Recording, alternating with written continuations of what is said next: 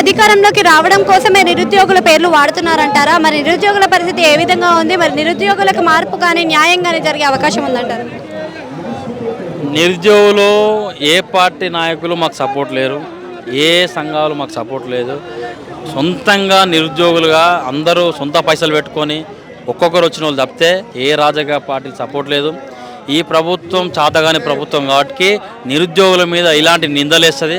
ఎందుకంటే అధికారంకి వచ్చింది కాబట్టి ఏ విద్యార్థుల వల్ల అయితే అధికారం వచ్చిందో, ఏ విద్యార్థుల వల్ల అయితే ఏ నిరుద్యోగుల అయితే ఇంకో ప్రభుత్వం కూలిపోయిందో వాళ్ళు తెలుసు కాబట్టి, నిరుద్యోగులు అంటే వాళ్ళకి భయం ఉంది కాబట్టి వీళ్ళు ఈ నిందలు వేసుకుంటూ ఉంటారు.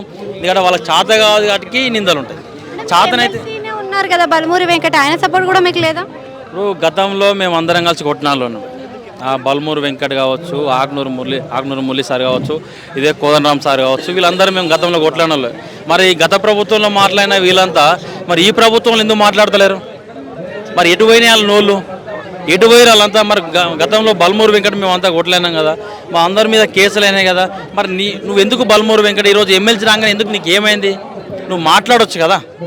నువ్వు విద్యార్థుల తరపున మాట్లాడినా, విద్యార్థుల కోసం నేను కొట్లాడుతా, నేను నిరుద్యోగుల తరపున మాట్లాడినావు కదా.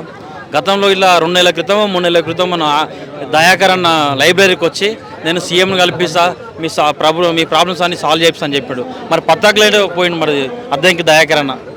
మరి తెలంగాణ ఉద్యమంలో చాలా కీలకంగా పనిచేసిన మన కోదండరామ్ సారు మరి నీకు పదవి రాగానే మరి నీ నోరెటు పోయింది? గతంలో మాట్లాడిన కోదండరామ్ సార్ ఈరోజు నోరేమైంది? మరి ఎటు పోయినావు నువ్వు? నీకు ఏమైంది? మరి నీ ఎందుకు ఇట్లా నీ ప్రభుత్వం అంటే నీ ప్రభుత్వమానా మరి ఏంది? నువ్వు విద్యార్థుల తరఫున కొట్లాడుతున్నావా? నీకు అధికారం రాగానే నీకు చల్లగా అయిపోయినావా?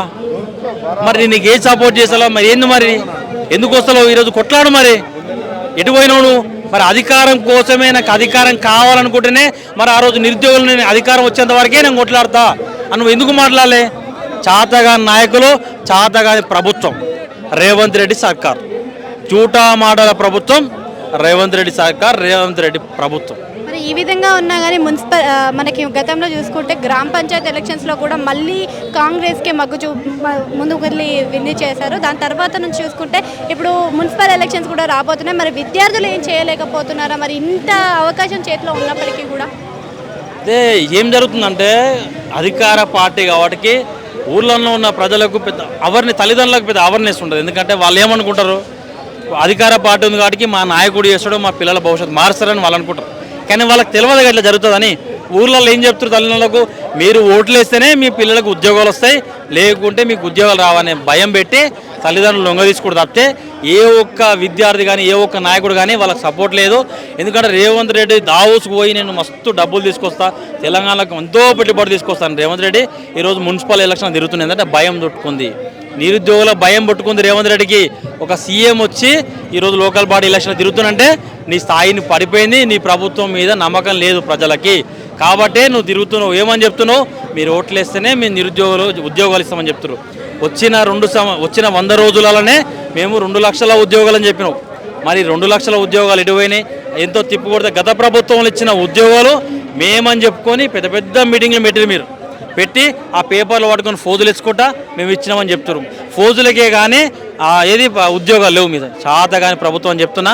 మీకు సిగ్గు లేకుండా మీరు మాట్లాడతారు. ఎందుకంటే మీకు పొంతం లేదు నాయకులకు. ఒక నాయకుడు ఒక తీరుగా మాట్లాడతారు, ఒక నాయకుడు ఒక తీరుగా మాట్లాడతారు. మరి మన సీఎం కూడా ఏదేమో మరి మేమంటారు విద్య చెప్పుకోనికి లేదు, ఇవ్వండి లేదు. చాతగాని ప్రభుత్వం అని చెప్తున్నా.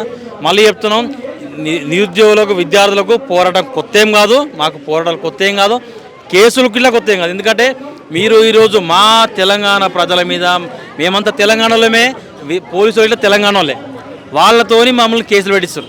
మేము భయపడే ముచ్చటనే లేదు, కేసులకు భయపడే ముచ్చట లేదు, దేనికి భయపడే ముచ్చట లేదు. ఎందుకంటే మాకు పోరాటాలు కొత్త ఏం కాదు. తెలంగాణ పోరాడితేనే వచ్చింది తెలంగాణ. గత ప్రభుత్వం మేము పోరాడితేనే గత ప్రభుత్వం కూలగొట్టినాం. ఇదే నిరుద్యోగులు అంటే ఏందో మీకు తెలుసు వాటికి ఈరోజు నిరుద్యోగుల మీద కేసులు పెడతారు. నిరుద్యోగులకు అవకాశాలు ఇస్తలేరు, కేసులు. అందుకనే భయపడిపోతుంది వాటికి. మళ్ళీ చెప్తున్నాం, మళ్ళీ మీకు అవకాశం ఇస్తున్నాం. నిరుద్యోగులకు ఉద్యోగాలు ఇవ్వండి, ఉద్యోగాలు ఇచ్చి మీ మాట నెరవేర్చుకోండి. లేకుంటే గత ప్రభుత్వానికి పట్టిన గతే మీకు పడుతుందని మేము తెలియజేస్తున్నాం.